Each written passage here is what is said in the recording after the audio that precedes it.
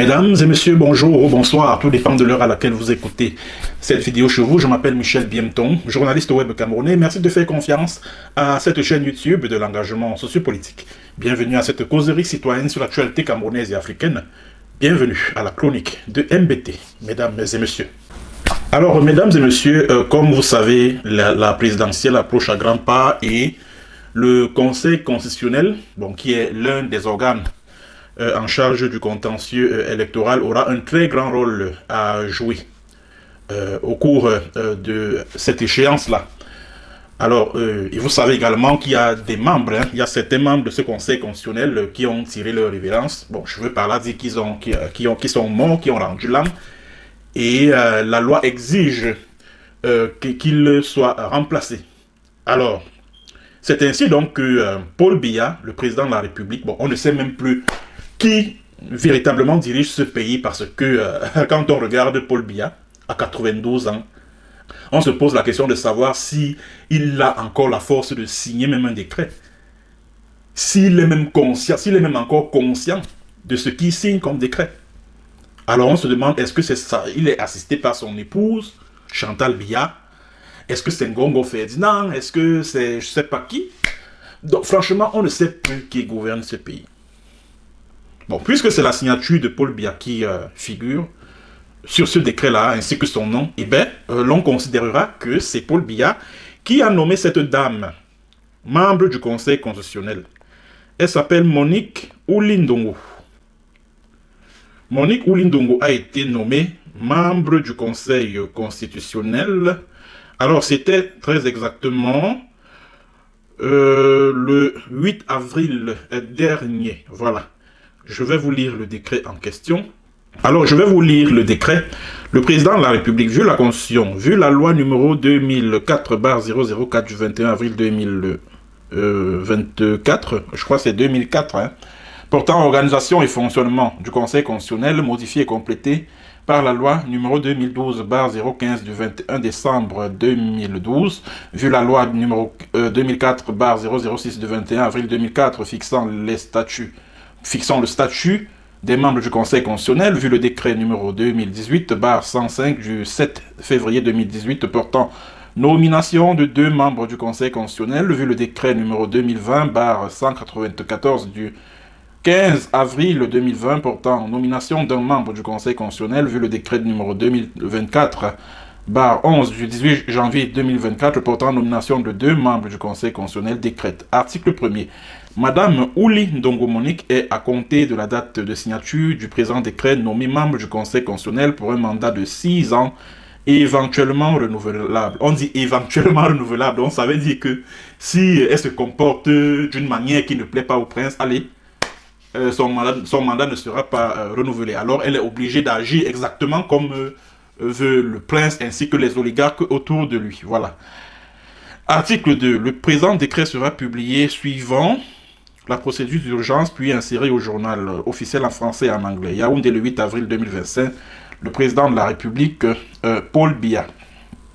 Alors, mesdames et messieurs, la curiosité avec cette dame qui vient d'être nommée membre du Conseil constitutionnel est que, première chose, cette dame est une agricultrice.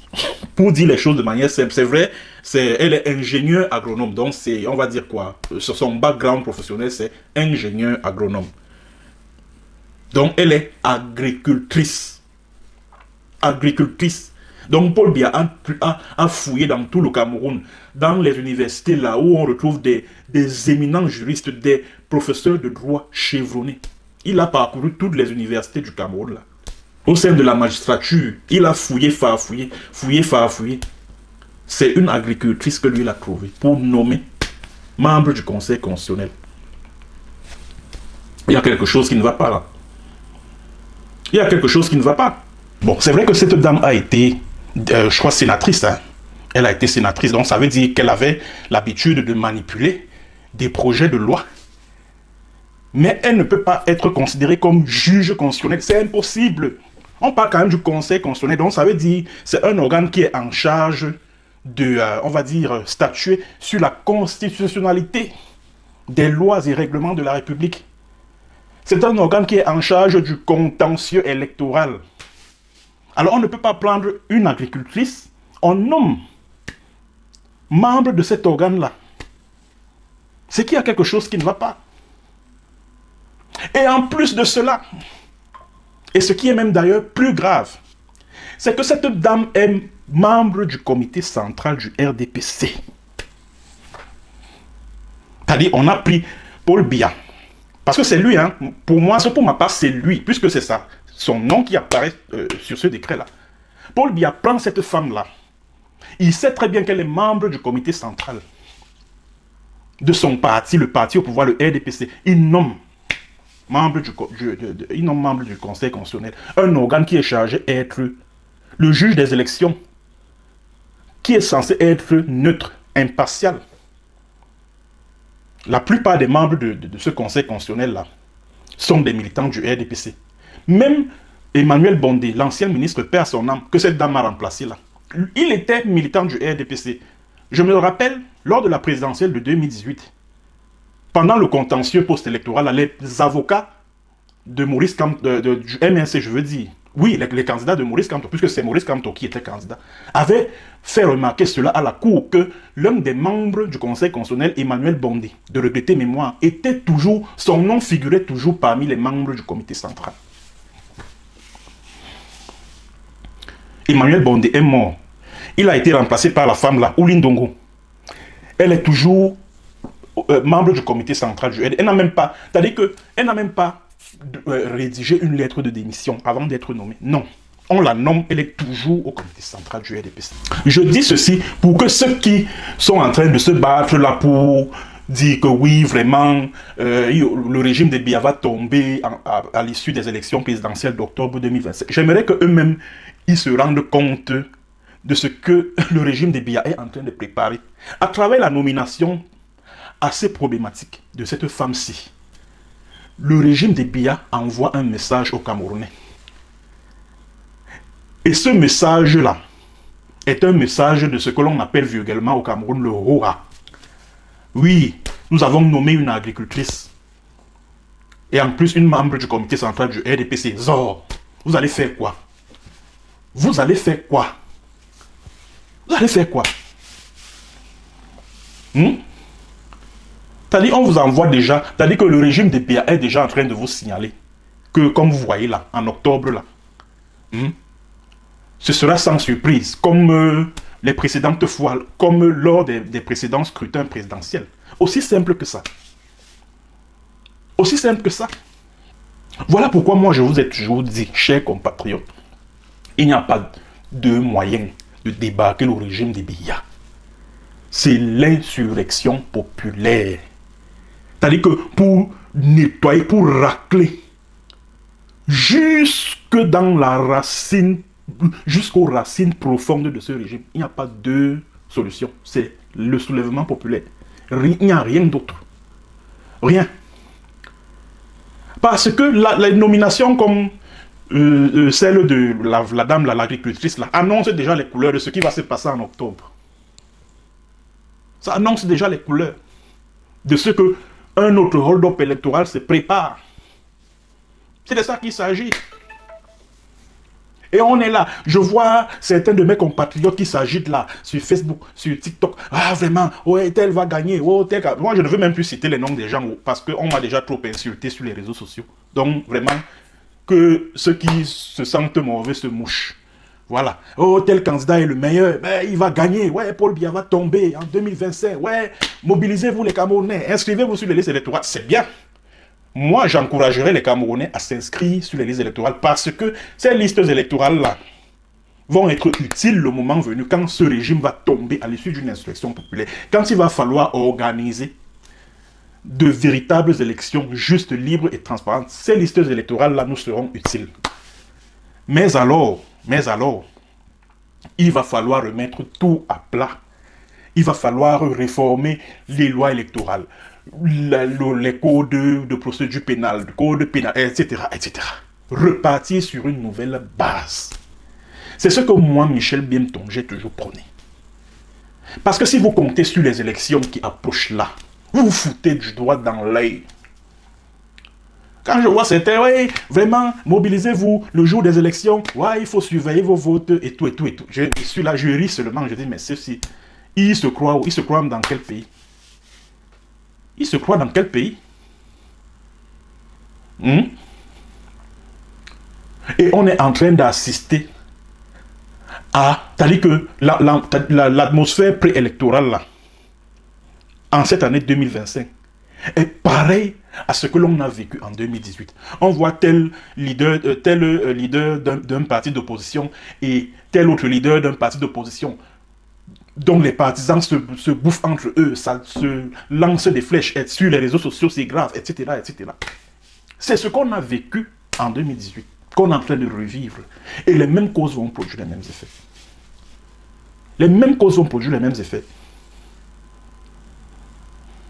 Et la norme électorale, c'est-à-dire que la norme internationale en matière électorale, je vous l'ai toujours dit ici, voudrait que la commission, que c'est la commission électorale qui proclame les résultats provisoires des élections. Et les résultats finaux doivent être délivrés bureau de vote par bureau de vote. Ça, c'est la norme internationale. Ça, c'est la norme internationale qui l'exige. La norme. Est-ce que le Cameroun, est-ce que notre pays est capable de relever un tel défi? Non. Puisque, comme je vous l'ai dit ici, depuis 2010, Élections Cameroun a été vidé de son contenu. Élections Cameroun a été vidé de son contenu. Élections Cameroun ne peut plus proclamer les résultats provisoires du vote. Élections Cameroun a été obligé de collaborer avec l'administration territoriale. Et dans le terme collaboration, on peut y mettre Atanganji met tout et n'importe quoi. Atanganji met tout et n'importe quoi. Il y a eu cette sortie d'Atanganji, la sortie récente, à travers laquelle il menaçait de jeter un leader de l'opposition, certains leaders de l'opposition en prison et tout, et tout, et tout, et tout. Cela aurait dû amener les Camerounais à se rendre compte qu'il ne faut rien attendre des élections présidentielles qui arrivent là, qui auront lieu en octobre prochain. Il ne faut rien en attendre. Il ne faut rien en attendre. Moi, je ne cesserai jamais de dire aux Camerounais que vous-même, vous êtes en train de voir Paul Biya prendre les agriculteurs, il jette au Conseil constitutionnel des militants de son parti. Il remplit au Conseil constitutionnel. C'est pour que ce Conseil constitutionnel-là proclame des résultats qui ne seront pas en faveur de Paul Biya. Quand vous suivez même les débats à la télévision et tout, sur certaines chaînes de télévision camerounaises, vous voyez des éminents professeurs qui disent à haute et intelligible voix que Paul Biya, c'est l'assurance tout risque, oui, vraiment, que Paul Biya, c'est l'avenir du Cameroun, des trucs de ce genre. Ouais, que la candidature de Paul Biya à l'élection présidentielle de 2025 ne souffre de rien, un truc de ce genre. À 92 ans, des éminents professeurs disent des choses pareilles à la télévision. Ils signent même des appels, des motions d'appel à la candidature de Biya à 92 ans. 92 ans pour que ce dernier continue à diriger le pays jusqu'à 99 ans. On va dire 100 ans. Et vous pensez que ces gens-là, est-ce qu'ils veulent du bien du Cameroun quand ils se comportent de la sorte? Quand Paul Biya prend les agriculteurs, il jette au Conseil constitutionnel. Les militants du RDPC, il les remplit là-bas. N'est-ce pas? C'est pour que le pays prenne feu le moment venu. Parce que si Paul Biya gagne les élections, et il va même les gagner en octobre là, prochain là, il va continuer à diriger le pays jusqu'à 99 ans. Quand il va se sentir affaibli, quand il ne sera plus capable de diriger le pays, ce sera la guerre qui va se déclencher. Puisque quel est le clan au sein de ce régime-là qui va accepter être gouverné par le clan adverse? En ce moment où on parle, il faut qu'on se dise des vérités. Quel est le clan qui va accepter? Est-ce que le clan des Boulou va accepter être dirigé par le clan des Nanga? Non. Est-ce que le clan des Nanga va accepter de continuer à subir la gouvernance Boulou? Non plus. Alors que faire? Que faire? Si Biya aujourd'hui, vous pensez que si Biya n'est plus, est frappé de, on va dire quoi? S'il y a vacances à la présidence de la République aujourd'hui, pour diverses raisons, vous pensez sincèrement que les mécanismes constitutionnels de la vacance là vont fonctionner? Vous pensez sincèrement que le président du Sénat ou son adjoint ou je ne sais pas qui, ou son vice ou je ne sais qui va continuer à assurer, la vacance de la présidence de la République? Je ne pense pas. Je ne pense vraiment pas. Je ne pense pas. Et face à cette confusion-là, que pourrait-il se passer? Que pourrait-il se passer? Eh bien, l'armée va être appelée à prendre ses responsabilités. Aussi simple que ça. L'armée va être appelée à prendre ses responsabilités. Et c'est ce qu'il faut éviter. Parce que si l'armée prend le pouvoir, on est fichu. On est fichu. Dans le Cameroun, là. On est fichu. Bon, mesdames et messieurs, c'est ce que j'ai voulu dire par rapport à cette actualité. Merci d'avoir suivi. N'oubliez pas de vous abonner massivement à ma chaîne YouTube, Michel Biemton, pour ceux qui ne l'ont pas encore fait. Il suffit simplement de cliquer sur le bouton noir s'abonner, puis sur la cloche de notification pour ne rien rater de nos prochaines éditions, la chronique de MBT.